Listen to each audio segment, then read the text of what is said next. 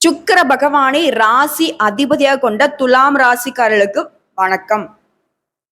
எல்லாரும் எப்படி இருக்கீங்க? இது நாள் வரைக்கும் எப்படியோ இனி வரக்கூடிய காலங்கள்லயாவது நல்ல உடல் ஆரோக்கியத்தோட வளமான வாழ்க்கை அமைய தெய்வங்களுடைய அனுகிரகம் உங்களுக்கு பரிபூர்ணமா கிடைக்கட்டுங்க. வாழ்த்துக்கள். இப்போ தலைப்பு பார்த்திருப்பீங்க. தலைக்கு மேல சுத்தக்கூடிய கத்தியா வாழ்க்கை போயிட்டு இருக்கு. எப்போ என்ன நடக்குமோன்னு தெரியாத மாதிரி. இன்னைக்கு ஒரு நாள் கடந்து போறதே பரவாயில்லடா அப்படின்ற மாதிரி திடீர்னு நிறைய பிரச்சனைகளை அடுத்தடுத்து வாழ்க்கையில பார்த்துக்கிட்டே இருக்கக்கூடியவங்க தான் துலாம் ராசிக்காரன். துலாம் ராசியை பொறுத்த வரைக்கும் ஆன்மீகத்தின் மீதும் ஆண்டவன் மீதும் அதீத நம்பிக்கை கொண்டவங்க. ஸோ கண்டிப்பா கடவுள் நமக்கு ஏதாவது ஒரு வகையில நல்லது செய்வாரு அப்படின்ற நம்பிக்கையோட நீங்க காத்துக்கிட்டு இருக்கீங்க. ஸோ அதற்கு பலன் தரக்கூடிய வகையில செவ்வாய் பகவான், அதாவது சனீஸ்வர பகவானுக்கு அடுத்தபடியா வலிமையான கிரகமா ராகுவும் கேதும் வளம் வராங்க. அவங்களுக்கு அடுத்தபடியா செவ்வாய் பகவான் வளம் வர்றார். அது நவ கிரகங்களுடைய தளபதினு இவரை சொல்லலாம்.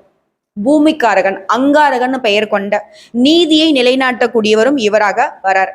சோ இந்த கிரகம் உங்களுக்கு சாதகமா நிக்குது. அடடா பரவாயில்லையம்மா, குரு பகவான் தான் நல்லது செய்வார் நினைச்சுக்க செவ்வாய் பகவான் நல்லது பண்ணுவார் போலயே அப்படின்னு கேட்டீங்கன்னா அந்த இடத்துல தான் தப்பு இருக்கு. இவரை பொறுத்த வரைக்கும் உங்களுடைய ஜாதகத்துல வலுவான நிலையில இல்ல, வீக்கா இருக்காருன்னு வைங்க, அவ்வளவுதான் உங்க வாழ்க்கை.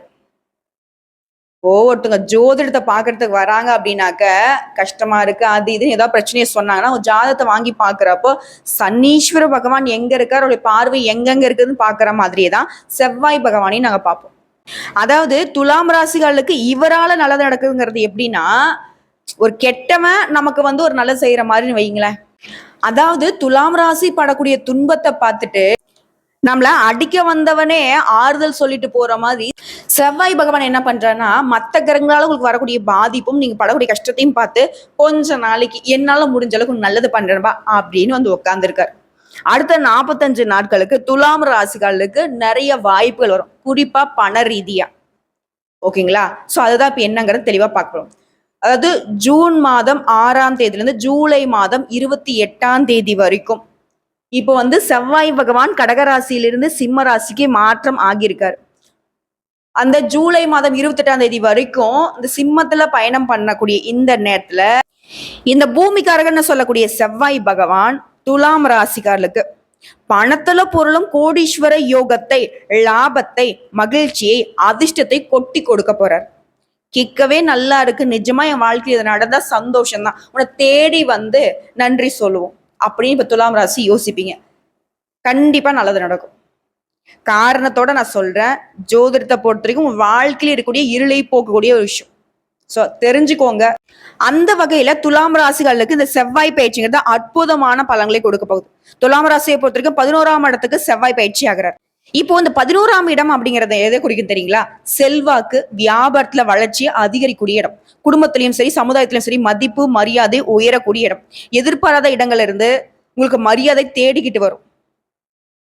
இதே போல கலைத்துறையில சுக்கிரன் 6ஆம் இடத்துல இருந்தாலே சரிங்க, செவ்வாய் 11ஆம் இடத்துக்கு வருவதனால கலைத்துறையில இருக்கிறவங்க ஏராளமான நன்மைகளை பார்க்க போறீங்க.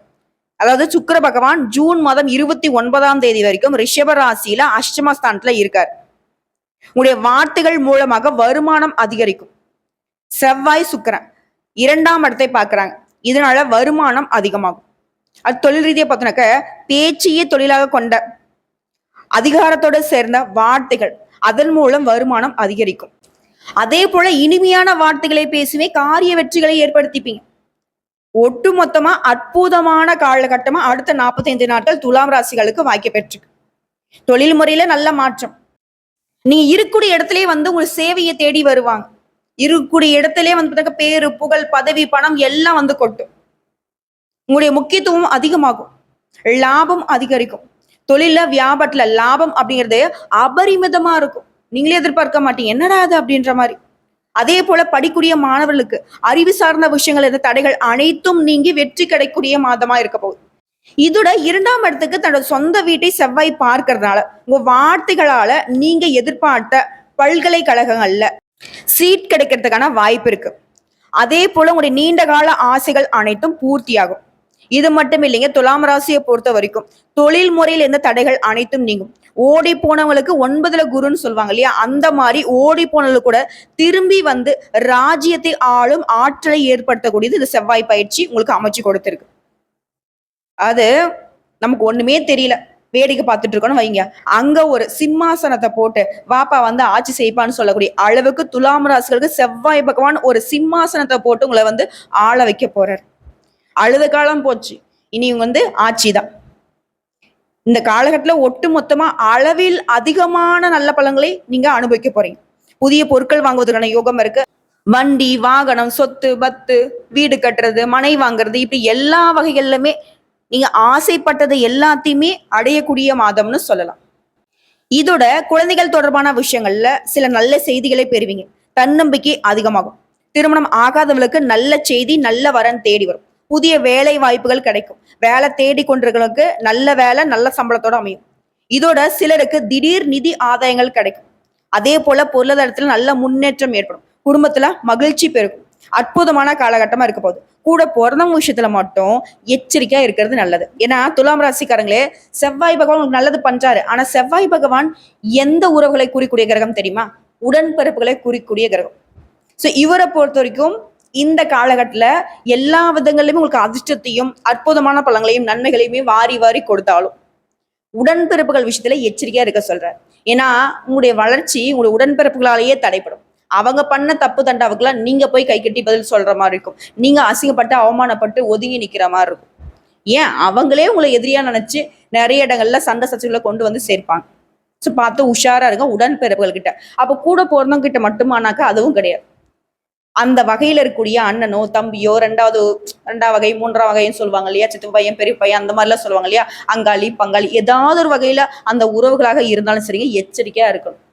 ஸோ நேரம் காலம் நல்லா இருக்கு, பட் உறவுகளால நம்முடைய உள்ளம் கஷ்டப்படுறதுக்கு வாய்ப்பு இருக்கு, உஷாரா இருங்க. இதோட வருமானத்துல உயர்வு ஏற்படுது. இதோட கடன் வாங்கி இருந்தீங்கன்னா உங்களுடைய முயற்சிகளின் மூலம் வெற்றி பெறுவீங்க. கடன் வந்து முழுசா அடைச்சிருவீங்க. புதிய வருமான ஆதாரங்களை உருவாக்கிக்க போறீங்க. புதிய வேலையை தொடங்குவீங்க. உத்தியோகத்துல இருக்கிறவங்களுக்கு உயர் அதிகாரிகிட்ட இருந்து பாராட்டுகளை பெறுவீங்க. சிலருக்கு பதவி உயர்வு கிடைக்கிறதுக்கான வாய்ப்பு இருக்கு. அதே போல அரசு தொடர்பான வேலைகள் எந்த தடைகள் நீங்குது. அரசாங்க உத்தியோகத்துக்கு ட்ரை பண்ணா கூட சரி, மாணவ மணிகளை பொறுத்த வரைக்கும் உடைய எதிர்பார்ப்புகள் பூர்த்தியாகும். பணவரவு அதிகமாகுது. முன்னேற்றமான காலகட்டம். அதே போல வேலையில வணிகத்துல நல்ல வெற்றியை பெறுவீங்க. அலுவலகத்துல புதிய பொறுப்புகள் கிடைக்கிறதுக்கு வாய்ப்பு இருக்கு. லாபம் முன்னேற்றங்க ஒட்டு மொத்தமா. இதோட நீங்க வேலை பார்க்கக்கூடிய இடங்கள்ல தனியார் துறையோ அரசாங்கத்துறையோ இல்ல ஒரு முதலாளி கீழே வேலை பார்த்தா கூட சரி, பணியிடங்கள்ல தலைமை பொறுப்பு உங்களுக்கு வந்து சேரும். சமுதாயத்துல மதிப்பு, மரியாதை, புகழ் எல்லாமே அதிகரிக்க போகுது.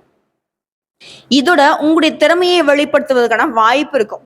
இதோட கடினமான வேலையை கூட சுலபமாக செய்து முடிக்கூடிய ஆற்றலை பெற போறீங்க.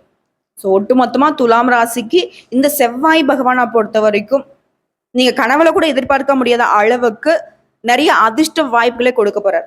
இது நாள் வரைக்கும் கழுத்தை நடிச்சிட்டு இருந்த கடன், கழுத்தை நடிச்சுக்கிட்டு இருந்த உறவுகளுடைய சண்டை சச்சரவு எல்லாமே முழுவதுமா சரியாகுது.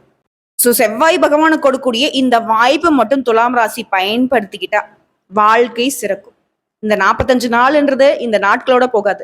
அடுத்த பல வருடங்களுக்கு கூட இந்த பலன்கள் உங்களுக்கு எந்த வகையிலுமே துணை வரும். சரிங்களா?